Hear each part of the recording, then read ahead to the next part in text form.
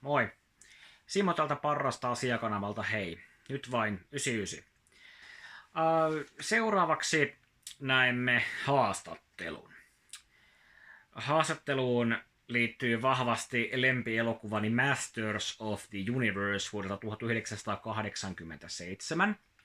Ja olen saanut kunnian ja etuoikeuden haastatella elokuvan ohjaajaa Gary Goddardia. Olen tehnyt tämän haastattelun eilen aamulla, kello 7 aamulla, joten saatan näyttää hieman väsyneeltä, mutta yritän näyttää mahdollisimman pirteältä asiassa. Ja nyt tosissaan sen haastattelun teille näytän tässä kokonaisuudessaan. Olen yrittänyt kysyä kysymyksiä, mitkä ovat ainakin minua askarruttaneet. Haluan saada herra Goddardin omat näkemykset asiaan ja muutenkin ensimmäinen iso haastattelu tälle kanavalle ja saatiin ihan kunnon tekijä sitten mukaan, tai ainakin kultti-elokuvan ohjaaja. Aivan upeaa. Eli pidemmittä puheitta, Parrasta Asiaa kanava esittää Gary Goddardin haastattelu. Enjoy!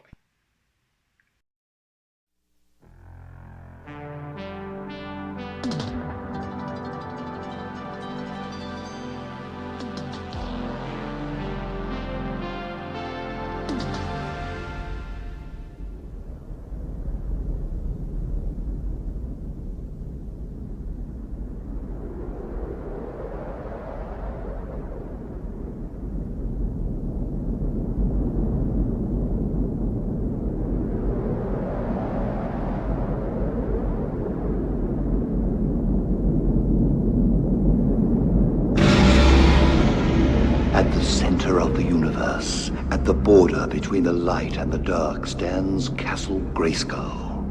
For countless ages, the sorceress of Grayskull has kept this universe in harmony. But the armies of darkness do not rest, and the capture of Grayskull is evermost in their minds. For to those that control Grayskull will come the power to be supreme, the power to be almighty, the power to be masters of the universe. So, welcome and thank you for finding time to do this interview. Thank you very much. My pleasure, yes. Good to hear from you in Finland. Yeah. And of course, if someone doesn't know, this is Gary Goddard. He is well known for directing the masterpiece of a movie, Masters of the Universe, from 1987. Hell yeah. So, Finland. Finland knows Ihan and Masters of the Universe movie very well. But do you know anything about Finland? Have you ever been here? I have not been to Finland. I have been to Iceland, and I've been all around, but not to Finland. Okay. Not yet. But I hope to because a good coworker of mine from back when I was in Imagineering, Phil Mendes, he moved there about 3 years ago. He was a very famous character designer in the animation business. Worked for Disney, worked for Hanna-Barbera, and designed a lot of characters that are well known around the world. He lives in Finland now, so you should do an interview with him one day. He's a very interesting guy. Yes, well, of course. Why the hell not? I actually, you talked about him earlier, and I actually looked his IMDb, and there is one movie that I absolutely love, that he has been a part of the Ferngully. How do you pronounce it? Oh yeah. Yes, Ferngully. Yes, Ferngully. That's awesome, awesome animation. But yes, let's continue here for this video. So, first I want to know that how did you actually get the job or was asked to direct Masters of the Universe? It's a long story, but I'll try and tell it very short. I had screenplays for a number of studios. I'd written a screenplay for Universal, I'd written a screen for Paramount, and for 20th Century Fox. But I'd also written. I got to know Bo and John Darris at Paramount Studios. Their office was right down for me when they were working on the next film after she had done 10, and it was going to be Tarzan the Ape Man for MGM Studios. But I met them Maxine Goldenson, who's the daughter of Leonard Goldenson, who founded ABC many years ago. So Maxine had a deal with the studio, and she had gotten the rights to a project called Dazzler from Marvel Comics. Marvel had a title called Dazzler, but they didn't know what they wanted Bo Derek in a movie called Dazzler, and they would design the character around her. Make a long story short, I met the Derricks, and they said, "What would you do with Dazzler?" I came up with an idea for a story that rather than calling her Dazzler, because that was like so on the money, like a superhero, I created a kind of a Joan of Arc post-apocalyptic tale of a world where people are rebuilding, and the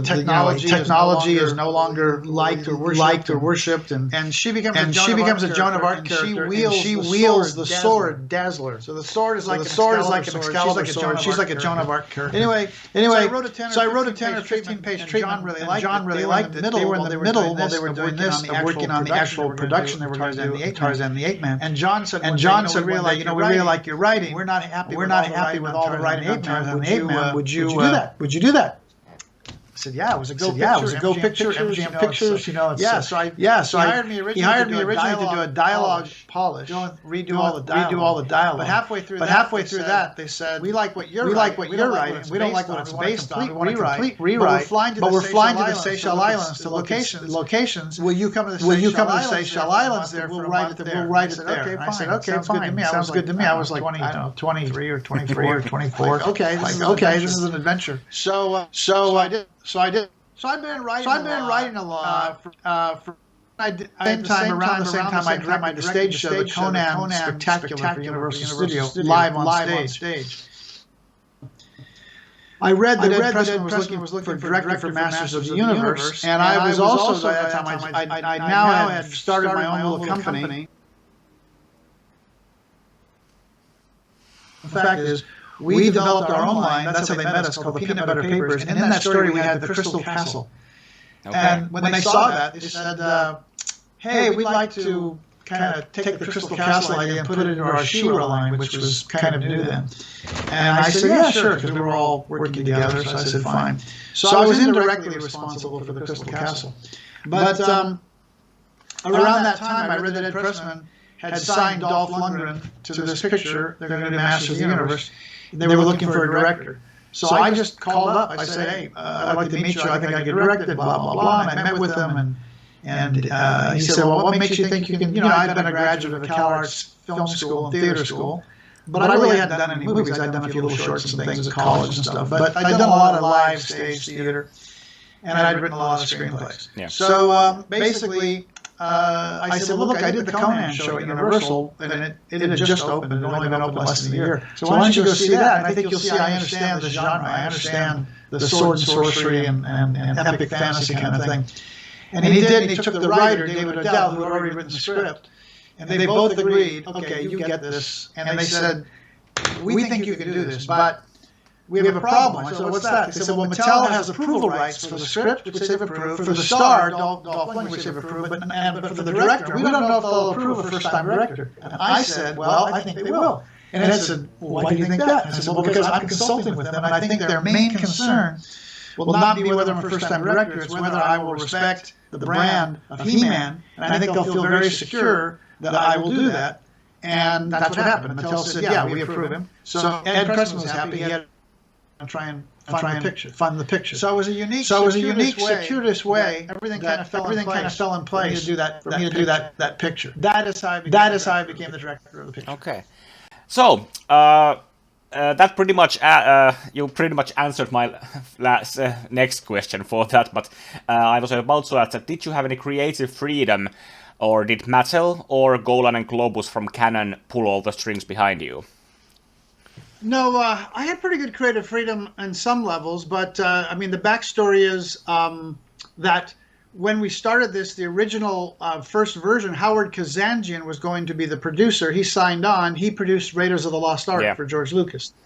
And he and I got along great, and Ed took the package with Howard and me and Dolph and the script to Warner Brothers, and Warner Brothers was going to do it, but they put a limit of $15 million on it, and Howard's budget was 18.9, I believe. just under 19 million. And Warner said, no, it has to be 15 million or less. And Ed said, no, we don't want to compromise the movie. And they went to Cannon. And Cannon said they'd do it. Well, a year passed almost 9 or 10 months, almost a year from the time Warner's was going to do it to the time Cannon was going to do it. When we went to Warner Brothers, Mattel wanted the movie because the toy line was already beginning to slide. Yeah. The sales were beginning to slide, right? But they hadn't crashed yet. Well, in that 9-10 months between Warner Brothers and Cannon, it really did. It was really going down fast. So they were desperate to get the movie made. So what happened really was that Golan Globus were really consumed with their studio. We didn't know at the time, but they were really in the process of going bankrupt. It took them another 3 years to finally run out of all their steam, but it was bad, but we didn't know it at the time. And likewise, Mattel, while He-Man was kind of crashing, it hadn't yet crashed. It's a funny story when it actually crashed, but because it was during production. But anyway, so to some degree, Cannon was too involved in their day-to-day problems, and I didn't get a lot of feedback from them at all. A couple things, but we can talk about that later. But the important thing was that I actually, the script that I got actually started in the kitchen of Courtney Cox, of her character. And her parents are leaving for a trip, as in the script, and leaving her alone there, and there's a pounding on the back of her door, and she goes there and she opens the door, and there's a warrior, a shirtless warrior who is beat and battered and collapses there, and that's how the movie started. There were no Eternian bookends. The only Eternia, as I remember in the original script, is at the very, very end when he goes back and he finds when He-Man goes back, and I can't remember how it all happens, but the American flag is discovered and stuff. In fact, this interview and 2 others that I did last week is reminding me I want to go back now and read the original script. But if fans didn't think there were enough Eternia in my script, they would have been horrified at how little of Eternia was in the original script. Okay. So I actually wrote another entire draft of the script, but Ed Pressman was very close with David Odell, the writer. David was his best man at Ed's wedding, and I didn't know all that. They had a very strong relationship. And so I had been working on another screenplay, keeping some of David's, because you had to keep the idea that they were fish out of water coming to Earth, because from a budget standpoint, that was the only way to do it. You couldn't pull off a whole movie with Eternia. So I had this idea of bookending the picture with Eternia, open an Eternia, close an Eternia, and then everything else happens in between. So I was working on the script, and I had written about 100 pages, 110 pages. I was almost done with it, and I gave it to Ed Pressman. I said, look, I've been working on this, and Ed wouldn't even read it. He was like, what are you doing? You're the director. David Odell's the writer. You have to do that script. That's the script. Da-da-da. And I was like, okay, well, don't you even want to read it? Because, no, didn't want to read it. But okay. So during all that same time, I was beginning to cast the picture.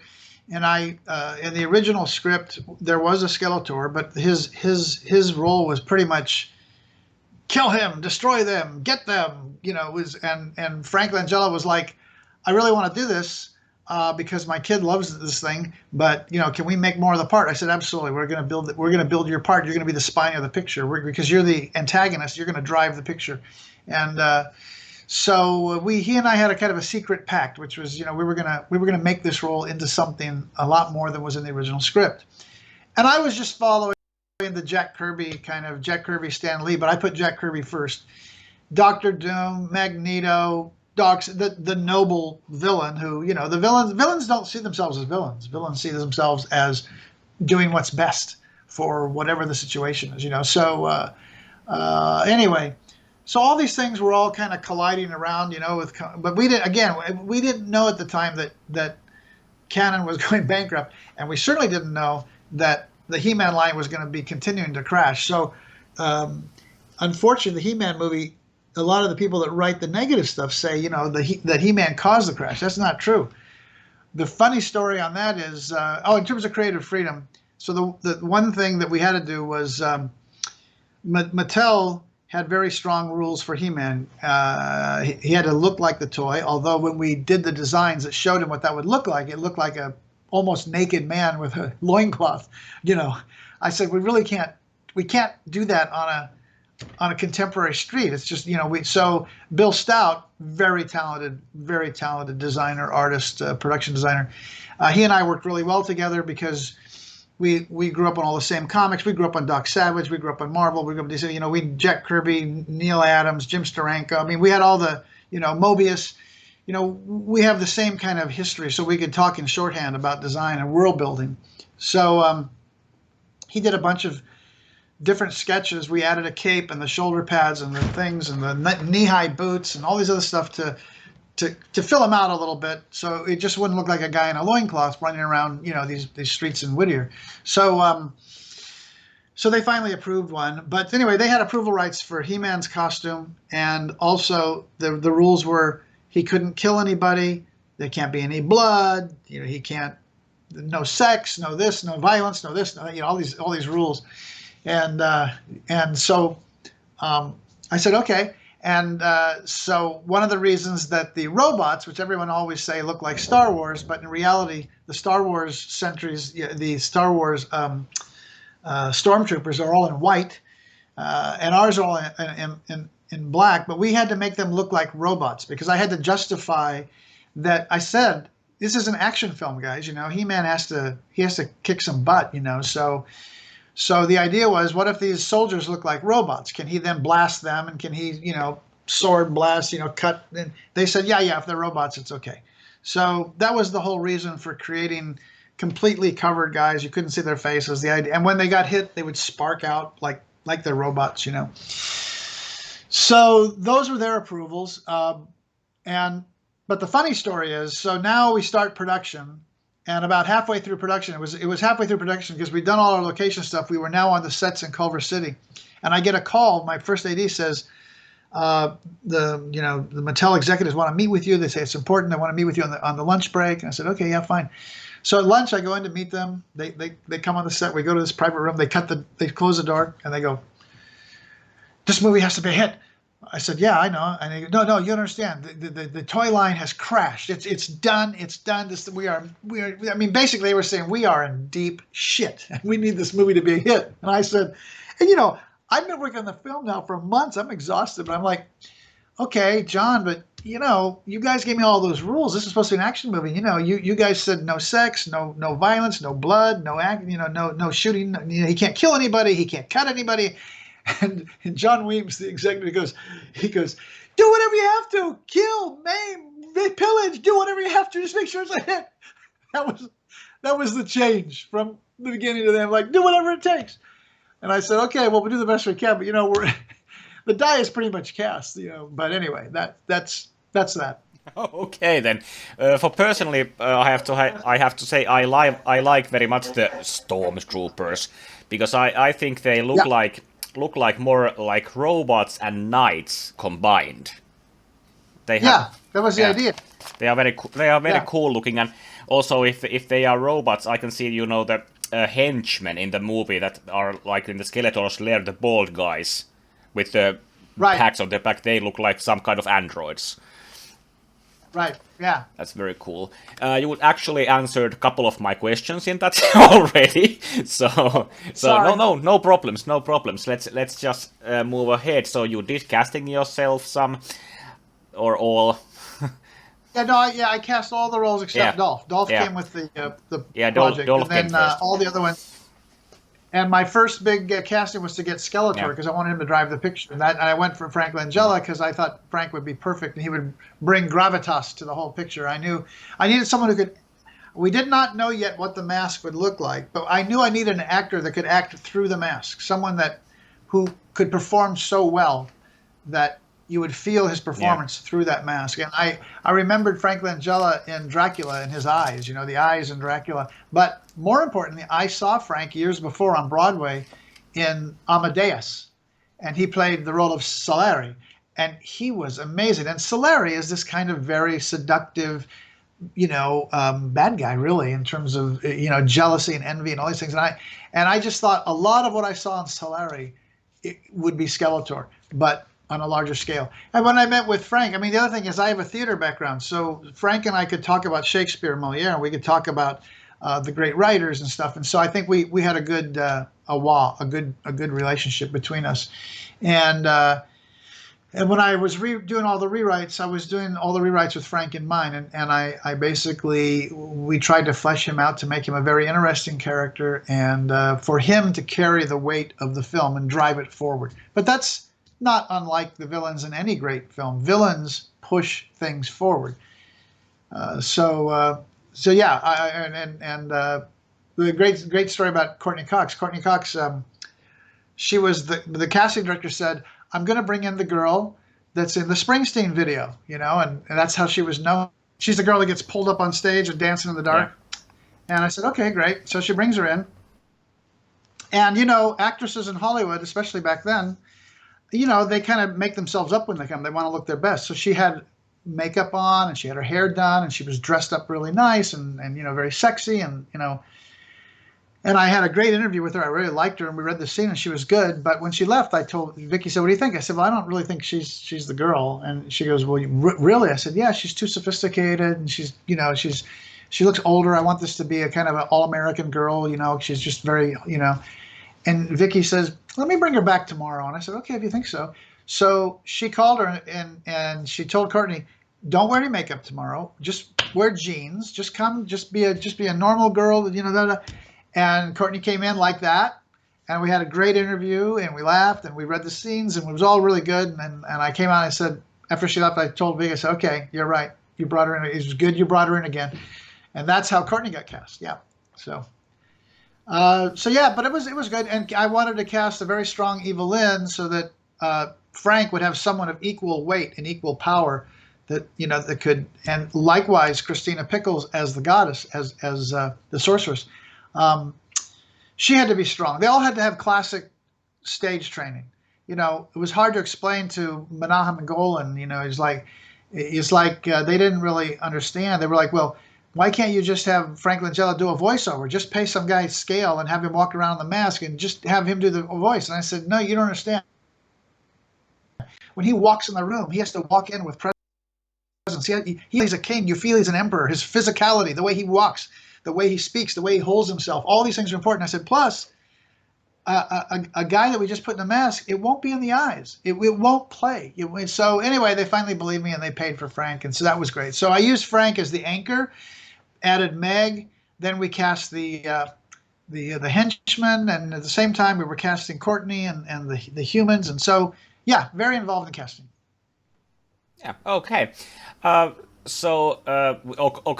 For my opinion, Frank Langella deserves an Oscar for the role of Skeletor. He's just brilliant. The best movie villain ever. The best. I agree. Totally. I actually watched the movie yesterday again for the millionth time, and I have to say this.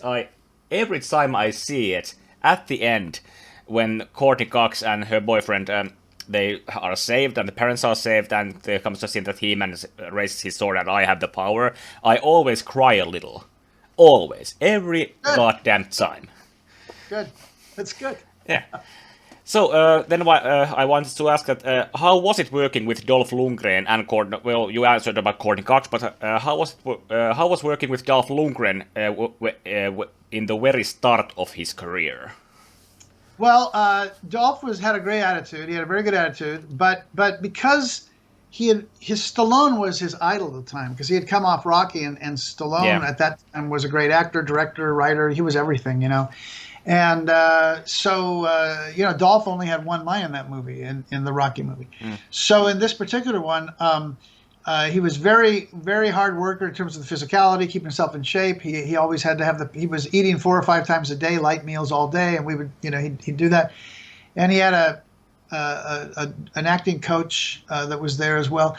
So he did his best. But at that time, he did have that heavy accent that we had to deal with, and so other than that, though, and that did mean we had to do a lot of takes sometimes just to try and get the words right. Although a lot of that I just said, okay, we're going to fix it post production. We'll do it, when we edit the picture together.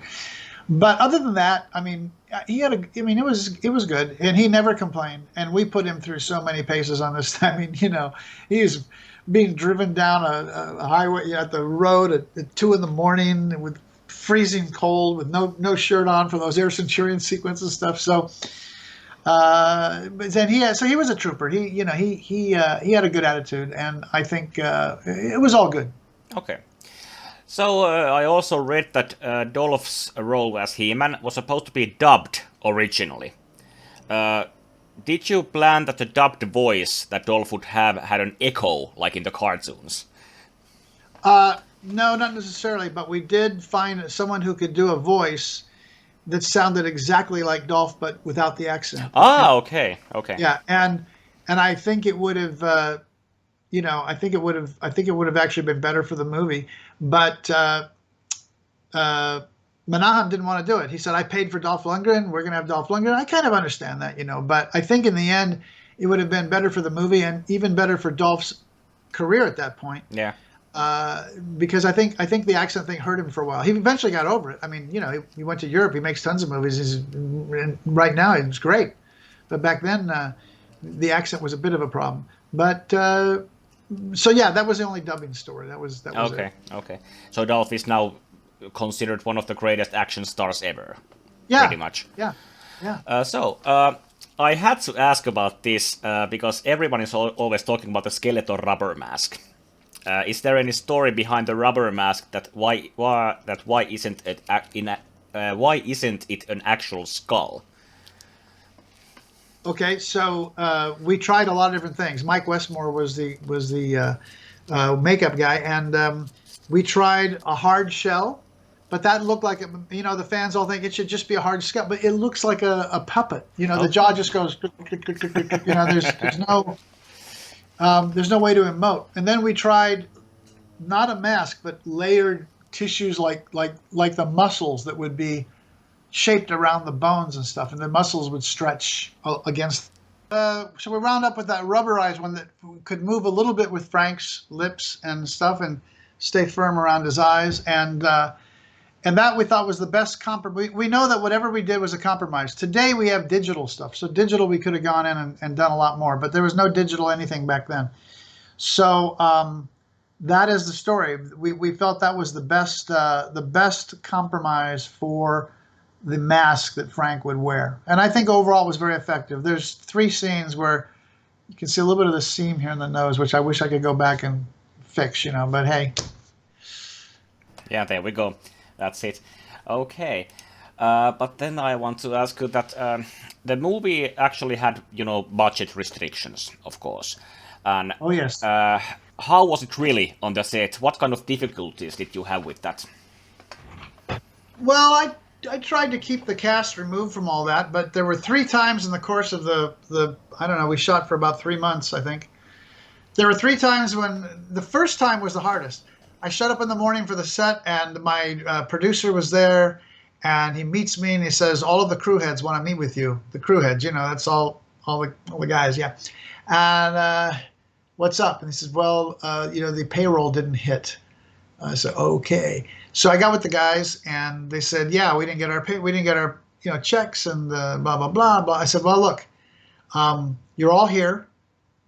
I would hate to lose the day. Elliot is going to drive down to Cannon. We're going to get your money. I mean, the worst case is at the end of the day, you won't have the money, but I believe you will. But since we're all here, why don't we do the day? I'm sure this will get worked out because we're making a movie here." And believe it or not, sometimes you hear union guys are tough and this and all this stuff. But, they talked for a few minutes. They came back and I said, "You're right. We're all here. Let's do it." And sure enough, Elliot went down there and they got the money, and the money hit by the end of the day, and everybody was happy. It happened 2 more times. Those times were a little easier because the first time worked, but still, it's not easy to look at everybody and say, "Okay, you didn't get your checks, but we still need to work," But they did. So in that sense, it was good. That was the only time I think it really affected the on-set situation. And even then, I don't think we told the actors. I think that was just all, between us. But there were all kinds of, we had to cut pages and we had to lose things along the way to try and stay on schedule and not increase the budget more than it was already. It was tight. Just for a comparison, we were budgeted at $17.8 million when we started the picture, and it came in at 21. all those overages were really due to the special effects demands, which is not totally their fault either. That was Richard Edlund and Boss. They'd come over from, they had the 65 millimeter, cameras that in those days you had to do to get the great effects shots. And, these were things that Canon just wasn't used to. And the contract that they signed with Edlund Edlund was very smart. He knew how to write the contract, and it was very specific for whatever it was, 83 effects shots, 65 millimeter shots. If any other shots were added, those were extra, that, there's this and that. So extra shots did come into play, and those were extra. So anyway, all said and done, the typical action movie at that time was twice my budget or more, 35 to 45 to $50 million. And I think Lucas was doing, I don't know what he was doing. There was Willow or Empire. I don't know which one it was, but his movie at that time was 65 million. So we had 17.5 to do the picture. Yeah, that's low on those standards. Okay, and regarding to that, was money the only reason? Not because you talked about the earlier scripts that there was even less Eternia in the early drafts. Was the money the only reason not to include like King Randor, Queen Marlena, Prince Adam thing, the whole Prince Adam thing, Orko, Battle Cats, and or were you just wanted to make a different kind of movie than the cartoon was? Yes. So the concept was already in the script, which is they come to Earth basically, and so that we had to stick with because that was how you did the picture for $18 million. There was no way to do a whole movie on Eternia for $18 million. Not one the fans would have liked. It would have looked very cheesy if they tried to do that. So what I felt was, and Mattel wanted to have all the characters. They wanted to have, Trapjaw and Manny Heads. And I mean, I basically had to go to Mattel and do a presentation. And I showed them the Wizard of Oz cast and the Star Wars cast. And I said, look, this is about how many characters you can have in a movie and still care for them. You can't have 30 characters, you can have them do walk-ons and stuff, but then I reminded them we're not on Eternia. On Eternia, yeah, you could have any number of characters come in and have 5 lines and have a moment and leave, but you can't in this story. So in my mind, it's not that there's no Battle Cat, it's not that there's not Prince Adam. It's that once they get to Earth, there's no reason to be Prince Adam. Battle Cat didn't make it because he wasn't there to make the jump. Neither was Orko. But that doesn't mean they're not on Eternia. They just weren't in that group that happened to be there that used the cosmic key to escape, and that's where they wound up on Earth. So that way I thought we're preserving whatever mythology exists in Eternia. It's just that these are the ones that made it there. He could have turned to Prince Adam on Earth, but in terms of our movie, there was no reason for it. The only thing I thought of that we could have maybe showed him as Prince Adam at the very end when they're going back. But by then, budgets were so tight and everything else, and there was no time to rewrite it. Plus, if you did, you'd have to explain it. Why is, you have to explain, well, now he's Prince Adam. Does everyone know that Prince Adam is he? Does everyone, so just a whole bunch of stuff. But I did have an idea that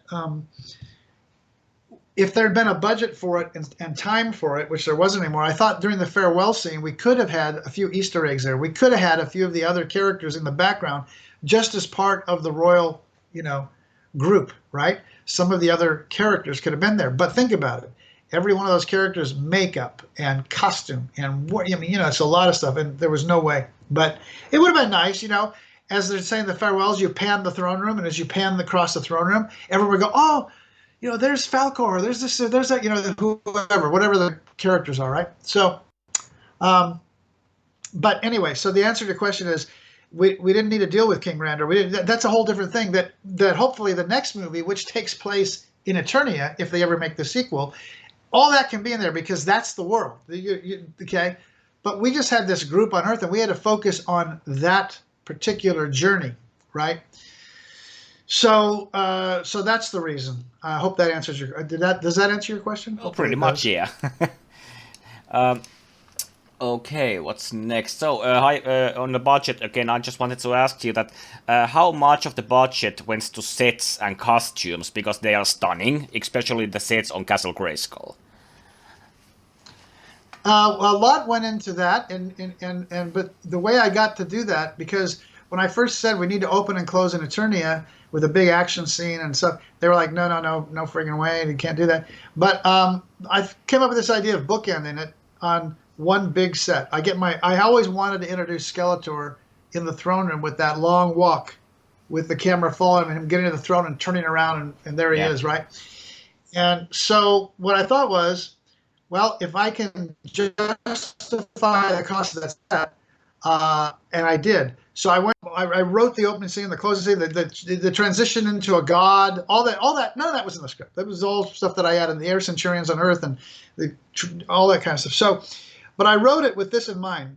I went and made a pitch to Menahem at the studio. I said, look, this whole movie is, as it's written, takes place on locations with very little on stages. But what if we could put half the movie on a soundstage, one soundstage? I'm going to build this big throne room. We're going to open in the throne room. That'll be the first 10, 12 minutes of the movie, 15 minutes. I don't know. We'll see.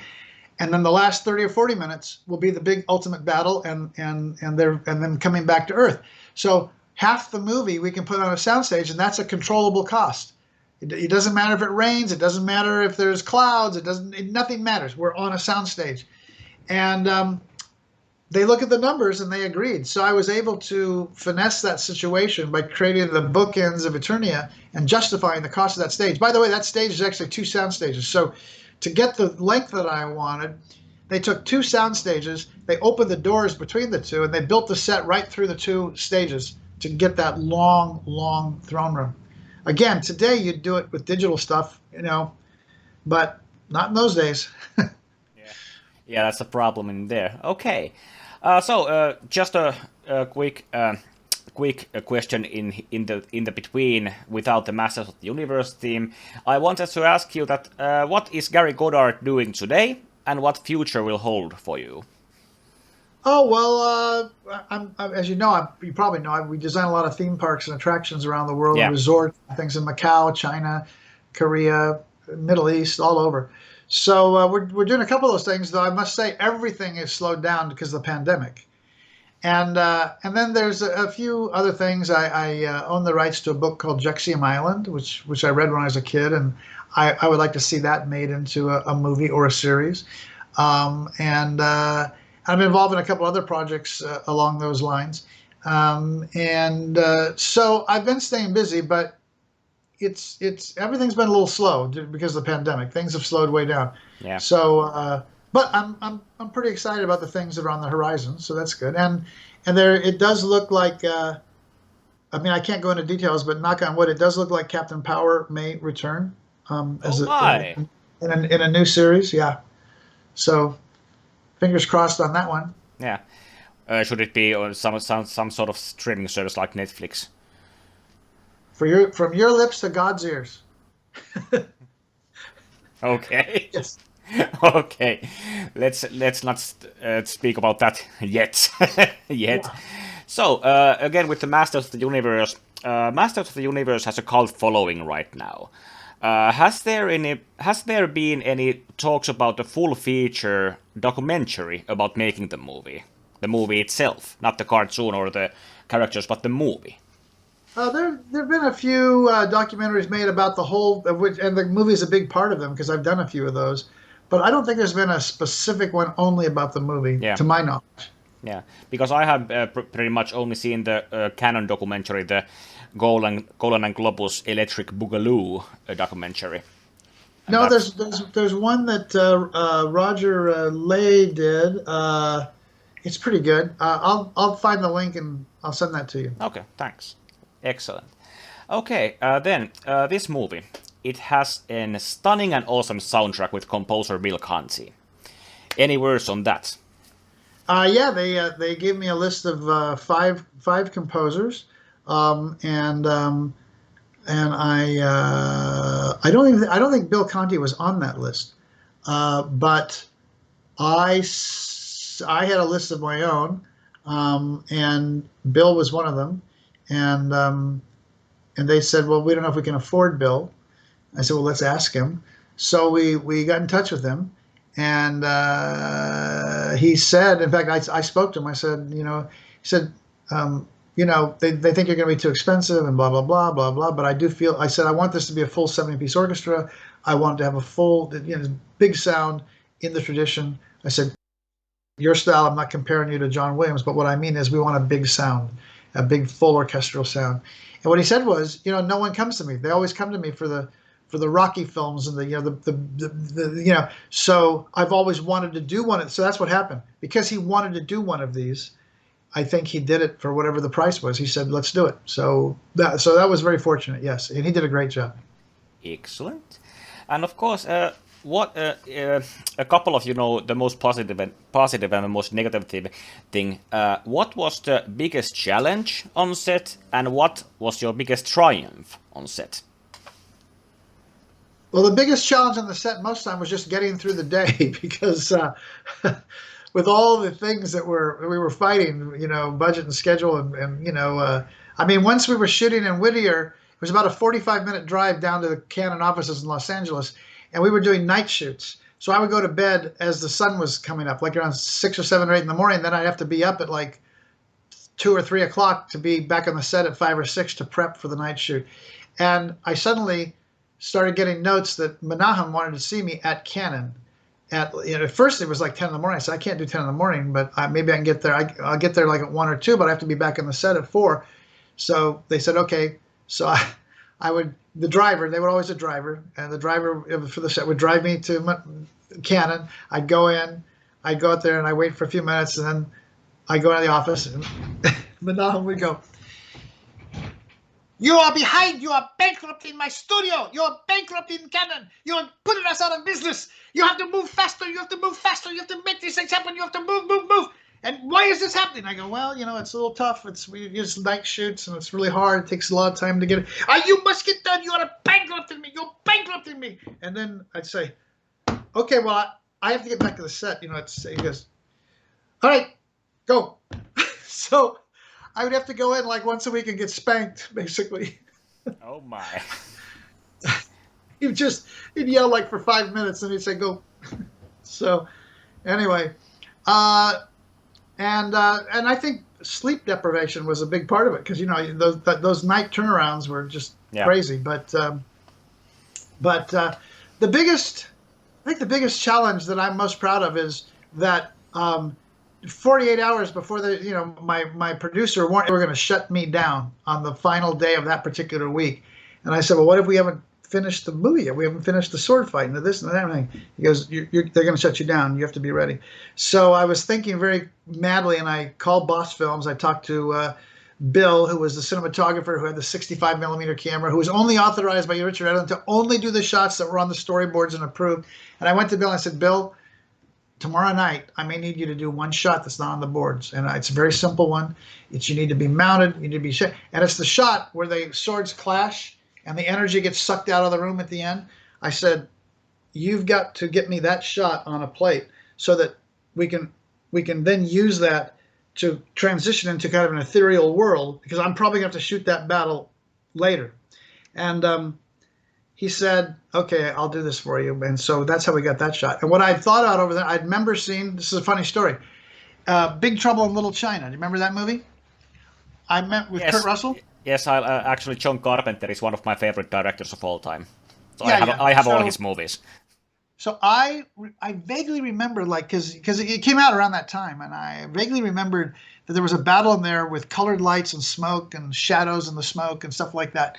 So I went out and I got a VHS of that, I think, as I recall, or maybe I looked at an old fanzine magazine and found, I don't know, but and I said to myself, I can do that. That's what I can do. So I had a plan, and I told, in addition to telling Bill to shoot that picture, to shoot that one frame for me of the, when the swords clash. I said to Elliot, Elliot, when we break everybody from the set, I need a cinematographer to come back in with a handheld camera or a Steadicam, whatever he's got, an electrician with a lighting wheel, with a colored lighting wheel, smoke machine, special effects, Dolph, and Anthony Daniels, who played Blade, but was also the stand-in for the sword fights with Skeletor. I need him to stay in the Skeletor outfit, be ready. And I said, I'm going to shoot random stuff, and that's going to be the battle. And he did it. So we broke everybody. We literally, I mean, it's a famous story. I'm shooting a scene, and at midnight, he basically did this. He went, "You're done," right? He came up with a clipboard, put it in front of the camera, and said, "We're done." So we all played out the roles. Everybody left. We cleared the set and everything. And then Bill was there for the 65 millimeter shot. And then Anthony came back in the Skeletor outfit. Dolph was there. We had the color wheel. We had the smoke machine. We had the cinematographer. And the lights, we took the lights down with the color wheel going. And I told the cinematographer, you guys, Anthony was doing these shots and creating some choreography with the sword and staff, actually. And I said to the photographer, you have to keep the color wheel behind, keep them silhouetted. I can't ever see the source of the light. I just want to see the colors and the silhouettes and the smoke and stuff like that. So he shot random stuff, and Ann Coates is my editor, and you know, she did Elephant Man, she did Lawrence of Arabia for David Lean. She was the real deal, and she was a real rock during this thing. And I told Ann, I got you a lot of footage. We got to make sense of it and make it look like this is a real battle and everything. So we got everything we needed except the very final bit, which we came back, which I had to write, and we had to be able to shoot it in one day. So we got everything up to right before he breaks the staff in half. So from breaking the staff in half to the sword being knocked out of his hand, to sliding, to going off the end, Dolph reaching to grab it, blocking the thing, hitting him, and then knocking Skeletor into the pit. That was all done in one day at the Boss Studios on a small soundstage. And it's a miracle. Everything cut together from the thing, you know, the swords. What happened was, as the swords hit, I had the electrician kill the lights in the entire soundstage. And of course, because there's so many lights and they're so powerful, they don't go out quick. They fade out, right? So that worked perfectly. Swords clashed. That then went to Boss later. They added the sparkle in between, the lightning flashes and stuff. And anyway, it all worked. We had an end. The funny thing was, when I wanted to do the ending scene and come back and reshoot that, Menahem, again, you know, only he would say this. I said, we have to go back and shoot it. Why do we have to do this? Why do we have to? I said, because while we have them now, we have them fighting in the smoke and stuff. And Menahem said, fine, we just fade to black. Just fade to black. It's the end. I said, we can't just fade to black. That was his solution. Skeletor and Dolph fighting away, and we just fade to black. The end. Well, that would be interesting. Anyway. So that, I think, in terms of being the most gratifying, was that we were able to make that end work against really, really tough odds. Yeah. Well, it works. It works. It's actually a good ending. There can be seen that it has been shot, separately or later, but somehow it just works. It just works. Yeah. It works. Okay. Honestly, just answer this honestly, as honestly you can. What did you think when you saw the final movie for the first time? Well, I saw it what I saw for the first time was with the preview audience, and it really played really, really well. And then the next time I saw it finished was in front of a real audience, but I wasn't at the premiere because I was actually in Toronto working on Captain Power for Marvel, and I couldn't get back to LA for the premiere because we were on some very intense deadlines to get Captain Power out. So I missed my own premiere, but I did that night in Toronto. I and a bunch of the guys working for me in Captain Power drove to the local theater, and we sat in the back of the house and watched the movie there. So the answer is, when I watched it the first time of the preview, I think it played really, really well. But they made me cut out about a minute and 10 seconds of the very end when Courtney says goodbye. And I really wanted that scene to kind of be like the Wizard of Oz. She had a moment with each of the characters. She had a moment with Man-at-Arms, and a moment with Tila, and a moment with Gwildor, and a moment with He-Man. And Bill Conti scored it so beautifully. And I could hear people sniffing. They really, really did. They were tearing up. And Menahem, the one thing they did, he really wanted me to cut down that scene to get to the end faster. He thought it took too long to get to the end. And I fought, and finally it was the only thing my last thing I ever gave up on. So I let Ann cut out a little bit.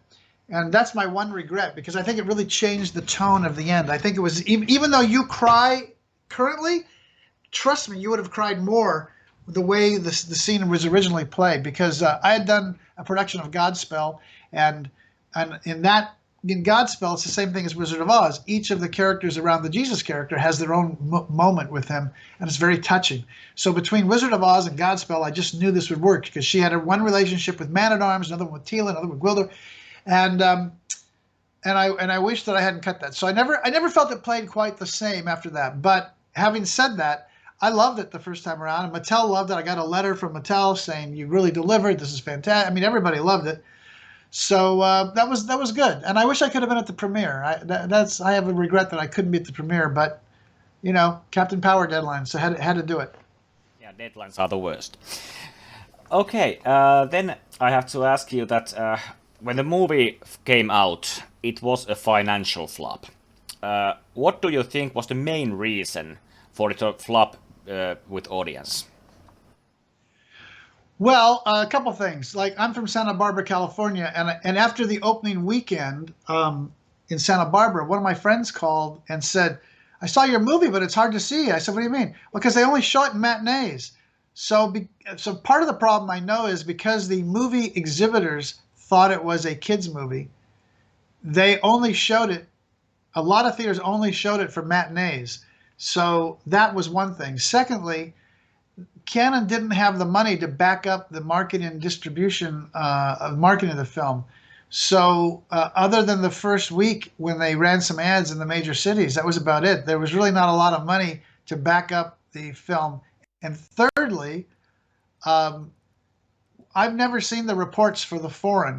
When we say the movie only did 17 or 18 million dollars, whatever this is, I can't remember, it's always just domestic. There's no reporting on international. And I was told, because I wonder why I never saw any international figures, and I was told that Canon was diverting some of the revenues from the foreign sales to Superman, because Superman 4 was really bombing, and they wanted to show more revenues going to Superman. I don't know if that's true, but that is what someone told me at the time. But if you look up on Box Office Mojo, or you try and find the international box office on Masters, you can't find it. Believe me, I've looked. In Finland in 1987, actually, the movie did not do that well. It was number 49 on the list of that year's movie. Actually, the Bond movie at the year was the number 1. Yeah. The one. Okay. The movie originally did, they intended to make a sequel because the after credit scene with Skeletor, of course, I'll be back. But oh yeah, I did that. That was my idea. I always wanted to do it, and when I brought Frank back to do the last scene, the battle scene, when we were getting ready to get done, I said, no, there's one more thing, Frank. I had them have this whole big vat of water, bubbling red water with red lights. I said, you need to go in there and go underwater and then pop up and say, I'll be back. He goes, what? I said, yeah. He got in the water and he looked at me in that mask and he said, all my years in the theater on film, and you've brought me to this. What can I say? Yeah, I can imagine. But then actually, I read about this that they were about to do the sequel with Albert Pyun, and then it became the Cyborg movie, what was intended to be the Master of the Universe second movie. But did you see the Cyborg movie yourself, and what did you think about it? I did not see the movie. No, I think I resisted seeing it. Have you seen it now? I haven't. Okay. I've never seen it. I mean, I've seen a few clips of it online, and I don't really see any connection to Masters of the Universe. Do you? I can't see any connection. Nope. There is no way. I read somewhere that they planned that Skeletor was on Earth and he has made Earth this kind of wasteland thing, and then He-Man comes there and something. I don't know. Jean-Claude Van Damme is like He-Man in that one or something like that. Anyway, but it's a trashy movie. I like it personally, but there's actually no connection to Masters in that. It's totally different movie. Okay, then we have few more questions. do you think that the Masters of the Universe reboot or remake movie will ever be made? And what do you think about the whole reboot and remake things anyway? Well, I hope something's going to be made, and I hope it'll be really good. I mean, they've had a lot of writers and a lot of directors and a lot of people trying, but for some reason, no one's been able to really pull it off yet. They had David Ayers. He did a screenplay, and he was going to direct it. And they had they've had a number of people, and part of the problem is now in the film business, as you probably know, when things get developed, they have all those costs get carried. And someone told me that the Masters Universe reboot is now carrying upwards of $30 million in development costs for past costs and scripts and directors and hirings and all this stuff. So if that's true, that means they've spent almost twice as much developing a movie that hasn't been made yet as I got to make the first movie. Yeah, but so, have they asked you to direct? No. I think they're looking for younger directors and young hip guys that can do an adaptation. I think what they want to do, which I agree with, is what I would have done if I'd done a sequel and we've had a budget. I don't think you bring them back to Earth. That already happened. We did that once. It's only good one time. You got to go to attorney now, and you got to really, really tell the story. Yeah, I totally if it was agree. me, right? In the screenplay that I was writing, the scene when they get blasted back from the mall right into the throne room. Originally, I had written about wanted to open it like with a. You remember the opening scene, Clockwork Orange? Yeah. Camera's coming in on Malcolm McDowell from the eye. It's actually backing away. Yeah. I wanted to do the opposite. I wanted to hear Skeletor's voice, and I would cast Frank again, and I'd let him be just like he is, 25 years older than he was before. Yeah. And I would hear his voice kind of echoing, and like he's in a chamber or something, and it'd be like you don't even know it's a voiceover or whatever, and he'd be saying, "All these years I have waited to do that," and blah blah blah blah blah blah, and it builds. And as the camera's going through these caves, you see a glowing light, and you see this rock kind of thing. As it comes over the top of it, there's all the Snake Man and all the armies. They're all gathered. They're listening to someone speaking. And as the camera, almost like a drone shot, goes over and then comes over the top, you see Skeletor as he's basically saying, "Okay, we tried once before. We almost got it. This time, we're going to devastate them." So now, instead of coming in to the moment where he'd already defeated them, like we did in that one, to get through it in the first one, now we're going to actually see the attack. It's out of Lord of the Rings. There's going to be you see all the different kind of creatures and different civilizations and stuff, and they, Skeletor going on him, and then Masters of the Universe, Skeletor, and then, you're basically an attorney, and all hell's going to break loose, and so I hope it's something epic like that, Yeah, and of course Dolph would be back as King Randor. Yeah, that's right. He would. I think he'd be great. Yeah, I think so too. He was an excellent king in Aquaman. Yes. Yes. Okay. Then have you done any fan meetings or comic cons with the Masters of the Universe theme over the years? Yeah, I've done a few of them. Not in the last couple of years, but I think like 3 years ago, 4 years ago, 5 years ago, I did the PowerCon, I think, and I did another Masters Universe fan convention of some kind. The ones that are here in LA. I haven't traveled around, but I did the ones that were here in the Los Angeles area. Okay. Then a couple of questions. You have done theater, TV shows like Captain Power, and a lot of ride and theme parks and attractions and something like that. And even you had some point, I believe, plans to do a Broadway musical movie with Hugh Jackman, or something like Broadway 4D, or something like that. Yes. I want to ask you that, will there ever be a new movie directed by Gary Goddard? Well, I don't know. I hope so. Part of the problem is I have so many different diverse interests. I'm always doing a lot of things, but I do miss it. I love it. I love directing. It's my favorite thing. So I hope so. Okay, so fingers crossed on that one. Actually, we have two more questions. Is there any movie that you have wanted to be a part of what you are not? Oh, well, I would have loved to have been involved in some of the Marvel universe because I grew up in all that stuff, and I mean, I knew Jack Kirby, and I've been to his house a few times out in Thousand Oaks area and back before, and you know, in fact, I will show you.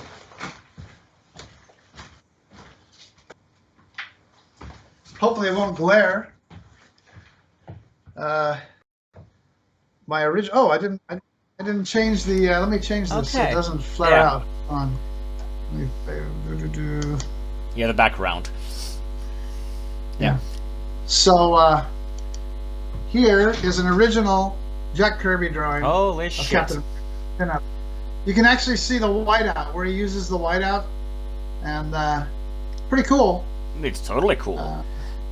And while we're at it, this is the copy of Fantastic Four #1 that I bought when I was 12 years old.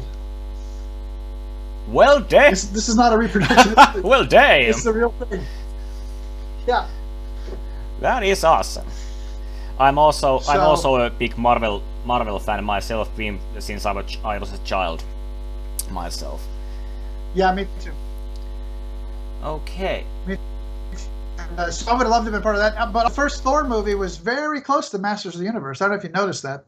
Yes, it was. In terms of the structure of the story, the battle of the river, the falling off the Rainbow Bridge, and I mean, I was like, whoa, what is that? And then they did the thing at the end of the titles with the little scenes at the end. So I took that as a form of flattery. Excellent. Okay, I have actually one more question for you to answer, and it's a big one, or it's a kind of personal one, but I like to end the interviews with this. What is your favorite movie? It's so hard to pin down one, because there's so many genres, but I guess it's hard to say one. What is the one?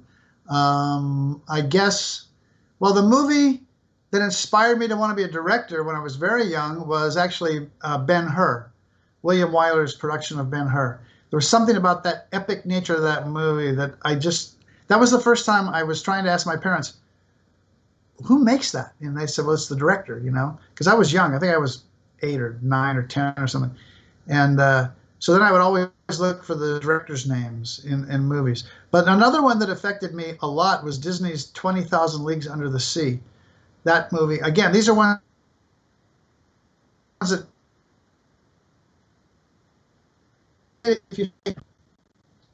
when you're young, movies are like. And also, I have to reach back and say, I know they sound crazy. Jason and the Argonauts. I mean, that Harryhausen movie, was amazing. But then if you look, more forward, then I love Citizen Kane, Orson Welles. Hard to beat that, and in terms of suspense film, the Robert Redford and Max von Sydow. Why am I blanking on it? Max von Sydow is supposed to kill him because it's that great opening scene in the office. Why am I blanking on the name? Getting old. It'll come to me in a minute. Jaws is a great movie. Fantastic. Star Wars is a great movie. The first Star Wars, the very first one that George did, kind of that is a near perfect movie, so there's, again, it's really hard to say one because I like all genres. I like foreign films. I like Cinema Paradiso. My God, that was a great movie, and I like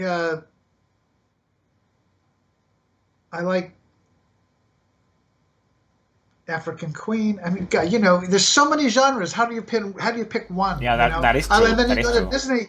Then of the animated films, I think Pinocchio is Walt Disney's greatest overall. Snow White's great. Fantasia. There's so many great animated films that he did, but Pinocchio to me really had everything in it. It had heart, and it had music and songs and drama and villains. Pleasure Island. I mean, it was pretty cool. Mary Poppins. Mary Poppins, an amazingly good film. When you look at the screenplay structure of Mary Poppins and how well that was, and that the effects basically hold up even today. I mean, so there's just so many films, and I guess films frame so much of our lives as we grow. So hard to say. Yeah, it's always. What's your favorite? What's your favorite movie? Well, of course, Masters of the Universe is seriously my favorite movie of all time. It has been with me since I was a child. But the second one after that is John Carpenter's They Live. Oh, okay. Yeah. I love that movie. And of course, Back to the Future, the original Nightmare on Elm Street. Right. Those are pretty much my favorite movies. Yeah, Back to the Future was great. I saw that in the Cinerama Dome. I took my entire staff at the time. I think we had about 10 people back then. We were, my office then was about 8 blocks away. We went over to the Cinerama Dome and saw that movie. It was fantastic. Great score. Yeah. Great score. Great movie. Really, really well done. Yeah, I have the soundtrack. And Raiders of the Lost Ark. Saw that at the Chinese theater on the big screen, and that movie was. I mean, who saw that one coming? That was just fantastic. I have always been in the indie movies. I have always liked The Last Crusade the best for some reason. More than the first one? More than Raiders? Well, yeah, but that has something to do with Sean Connery, I think. Oh, okay. But I love Raiders of the Lost Ark again. Yeah. Well written, well done. I mean, the whole thing is just great. And there's a young Alfred Molina in it. Yeah. Okay, so this is pretty much the end of the interview. Do you have any last words that you want to say about the fans of Masters of the Universe in Finland, or anything else? Yeah, I just want to say thank you to all the fans out there. This is a movie that people either love or hate, and so I'm much happier to speak to the ones who love the movie. And I love the movie, and it was definitely a labor of love, I think, for all of us that were involved in the project. And there was a message in that picture. The most important line that I wrote in the whole picture is when Kevin is losing his confidence as to whether he'll be able to actually come up with the notes they need to make the cosmic key work. And he says, I'm just a high school musician. I'm not any great thing. And Gwildor says, only one of you in all the universe. And that was the line that I hoped every young person that saw the movie would take to heart. And I think some did, because many of them quote that line back to me. So that it makes me happy to know that message actually got across. And anyway, so it's great to talk to you, and I hope that your fans enjoyed this conversation. And I hope you can cut it together with all the interruptions that we had with the web. I'll do my best. I have some cutting to do today. Okay. Well, thanks very much. It was great talking to you. And I will be in Finland at some point. I'm going to come visit Phil there when all this pandemic stuff is over. So when I do, I'll let you know. Yes. I live in Tampere, Finland. So when you come here, I will show you Tampere if you want. Okay. That's great. So thanks, Gary Goddard. Mr. Goddard, this has been an awesome privilege and an awesome honor this whole interview. And I hope you hope the pandemic goes away and we can all start living normally and making movies and watching new movies and all that. And yeah, and I think the only last sentence or words we have to say to each other is good journey. Good journey. Take care. Good journey. Yes.